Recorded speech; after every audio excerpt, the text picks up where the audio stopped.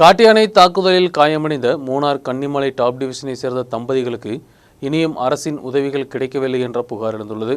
கடந்த பிப்ரவரியில் தான் காட்டு தாக்குதல் நடந்தது. சம்பவத்தில் அன்று ஒருவர் உயிரிழந்திருந்தார். சம்பவம் நடந்து 2 மாதங்கள் கடந்த போதும் காயமடைந்த தம்பதிகள் அரசின் உதவிக்காக காத்திருக்கின்றனர். கடந்த பிப்ரவரி 27ஆம் தேதி இரவுதான் கன்னிமலை டாப் டிவிஷனில் ஏற்பட்ட காட்டு தாக்குதலில் எசக்கி ராஜா, அவருடைய மனைவி ரஜினா போன்றவர்கள் காயமடைந்தது. சம்பவத்தில் அன்று அப்பகுதியைச் சேர்ந்த சுரேஷ்குமார் மரணமடைந்திருந்தார். மரணமடைந்த சுரேஷ்குமாருக்கு அரசு உதவி கிடைத்த போதும் காயமடைந்த எசக்கி ராஜாக்கும் மனைவி ரஜினாக்கும் இதுவரை அரசின் உதவி கிடைக்கவில்லை என்ற புகார் எழுந்துள்ளது. முடிஞ்சிட்டு நாங்கள் அங்கேருந்து கான்வென்ட் ஸ்கூல்ல இருந்து ஆட்டோவில் கிளம்பி வந்தோம். கிளம்பி வரும்போது கரெக்டாக கன்னிமலை மேனேஜர் பங்களாக்கிட்ட வச்சு யானை கரெக்டாக ரோட்டில் வந்துடுச்சு. யானை ஆட்டோவுக்கு பக்கத்துலேயே வந்து கரெக்டாக ஆட்டோ ஃப்ரெண்டோட சேர்த்து அமுக்குனோடனே டிரைவர் வண்டியிலேருந்து கீழே விழுந்துட்டாப்புல. விழுந்த செகண்டில் யானை டிரைவரை உள்ளே இழுத்துருச்சு. காலுக்கு அடியில் போட்டு யானை தட்டிடுச்சு.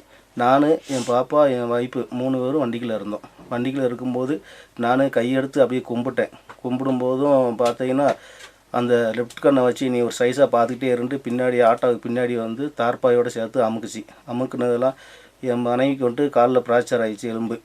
எனக்கு கையில் அடி, முட்டுக்கால், 2 முன்னாடி உள்ள பல் எல்லாம் போய் திருப்பி ஆட்டோவிலேருந்து வெளியில் இறங்கி நான் ஓடியாறதுக்கு முயற்சி பண்ணினேன். திருப்பி ஓடியாறதுக்குள்ள வழி இல்லை.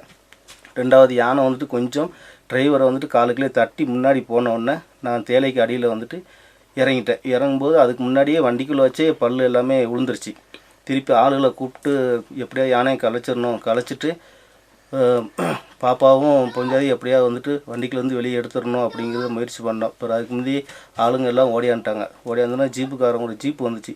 ஜீப்பு அந்த ஜீப்பில் உள்ள டிரைவரும் கூட இருந்தவங்களும் பாப்பாவும் என் வீட்டுக்காரையும் வண்டிக்குலேருந்து வெளியே எடுத்துட்டு இறந்த ஆட்டோ டிரைவரையும் வண்டிக்குள்ளே வச்சு ஜீப்பில் வச்சு மூணார் டாட்டா ஆசிரியை கொண்டு போனேன். இப்போதைக்கு பார்த்தீங்கன்னா எங்களுக்கு 2 மாதம் ஆச்சு. 2 மாதம் ஆகியும் என் மனைவியும் சரியாக வேலைக்கு போக முடியல. நானும் இது வரைக்கும் வேலைக்கு போகலை. கையெல்லாம் பயங்கர வலி, தூக்க முடியல. ஃபாரஸ்ட்டு இது வரைக்கும் எங்களுக்கு ஹாஸ்பிட்டலில் இருக்கும்போது பார்த்துட்டு போனாங்க. டிஸ்சார்ஜ் பண்ணதுக்கு முதல் நாள் பார்த்துட்டு போனாங்க. பார்த்துட்டு போயிட்டு சரி உங்களுக்கு என்ன ஹெல்ப்னாலும் நாங்கள் பண்ணலாம் அப்படின்னு சொல்லிட்டு ஃபாரஸ்ட்டு இது வரைக்கும் எங்களுக்கு எந்த ஒரு ஹெல்ப்பும் எதுவுமே பண்ணலை. எங்கள்கிட்ட எதுவுமே கேட்கவும் இல்லை. நாங்கள் ஒரு ஆஸ்பத்திரிக்கு எதுவும் போதாக இருந்தாலும் இங்கேருந்து ஆட்டோ பிடிச்சி கன்னிமலை ஆஸ்பத்திரிக்கு போதாக இருந்தாலும் போய் திருப்பி வர்றதுக்கு 200 ரூபா எங்களுக்கு செலவாகும், வண்டி செலவு. ஆனால் இது வரைக்கும் எங்களுக்கு ஃபாரஸ்ட்டு எந்த ஒரு உதவியும் எங்களுக்கு செய்யலை.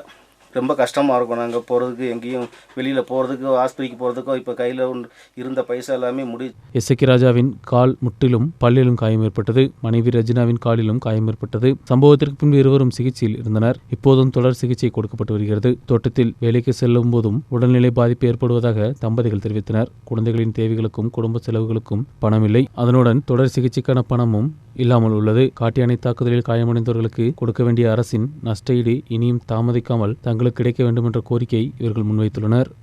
News bureau, Munnar.